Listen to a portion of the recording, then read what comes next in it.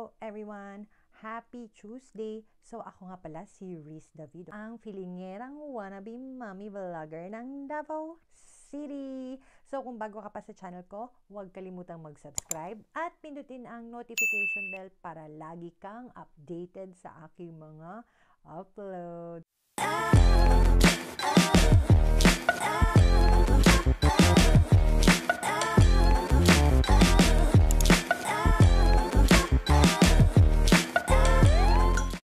So, ngayon, again, nag-Happy Tuesday na ako. Ang time check is 12:22 ng tanghali. Magluluto pa ako, magpiprito. Tapos, nag-cook na ako ng rice. Tapos, ang anak ko naman ay nasa sala. Pinapapanood ko muna ng kanyang favorite na show para ako ay makapaggawa ng kung anong dapat gawin. Tara, samahan nyo ako. So, eto, ano nga ba to sa Tagalog? Basta, ang alam ko malasugi to. Tama ba malasugi? Masarap yan. Tapos, ipiprito ko siya para madali lang ang lahat ng bagay. Ayan. Okay? So, lagyan na natin ng salt and pepper. Tapos, piprito na natin. Okay?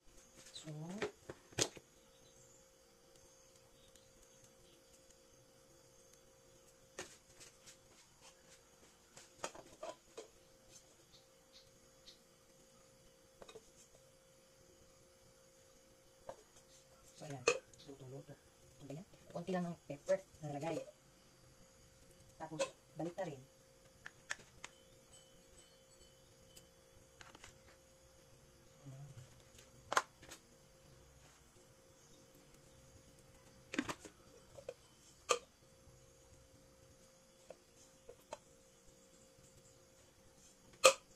Next. Time to prito. So, ngayon, pinapainit muna natin yung, frying pan? Ano ba ang frying pan sa Tagalog? Basta yun, frying pan or karahay sa Bisaya. Mag-chika-chika lang tayo ng slide. Slow fire lang. Hindi ko lang ipapakita ang kusina kasi, malinis, super, chares. Hindi kasi siya maganda yung kusina namin. Hindi siya aesthetic, basta hindi siya presentable. Pero malinis naman. Ewan ko lang, parang magulo. Anyway, hindi pala kami or wala pala kaming sariling bahay sa ngayon na mag-asawa. Dito kami nakatira sa nanay tsaka tatay ko na bahay din ng auntie ko. So dito kami, sa totoo lang, ang sarap pumukod. Pero may mga reasons kasi kung bakit hindi na muna. Parang ipopause muna. Kailangan ko bang i-explain? Siguro, may iba siguro nakaka-relate sa inyo dito, no? May iba magsasabi na, bumukod na kayo kasi mag-asawa na kayo eh. May anak na kayo.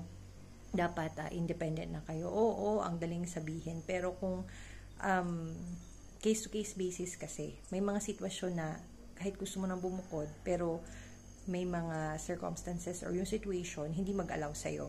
Diba? My parents are aging. Dalawa lang kaming magkakapatid. Yung kapatid ko may asawa na din at magiging 3 na yung anak. So, bumukod na sila. So, ako yung naiwan.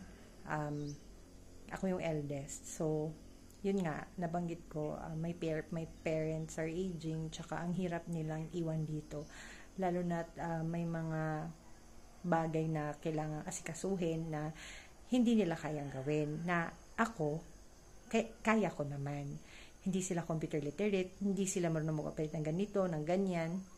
So, kailangan kong tulungan sila. Na kung sabihin man, pwede ka namang tumawid-tawid. Ang layo kasi nito, tinitirahan namin sa city. So, kung kukuha kami ng unit sa city, tapos pupunta lang ako dito, malayo siya. Tsaka kung sasabihin naman na, kung kumuha kayo ng sasakyan, ang mahal na sasakyan, ang dami pang bayarin, ang dami pa namin kailangan bayaran.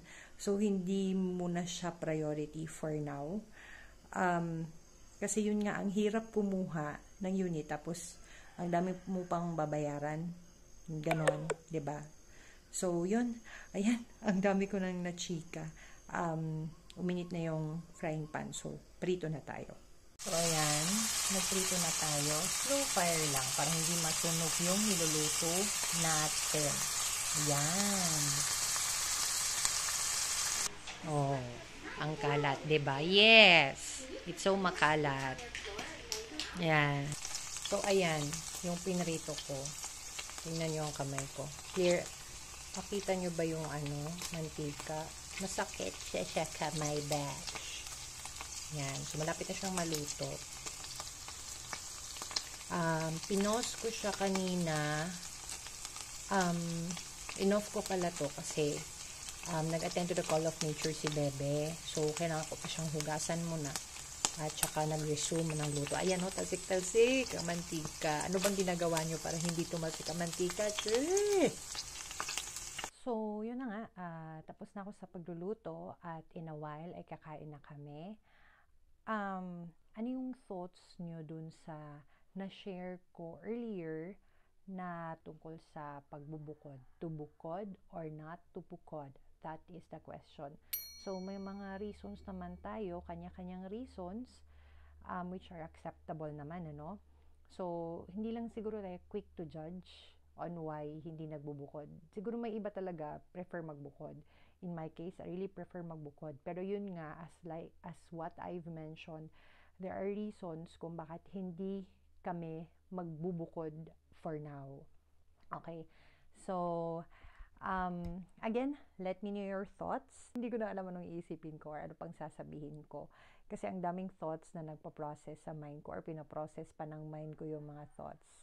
Anyway, kakain muna kami ng aming pananghalian. Maraming salamat sa panonood. Give a thumbs up after watching this video and leave a comment below at titingnan at babasahin natin yan. Hanggang sa muli, Riz David po.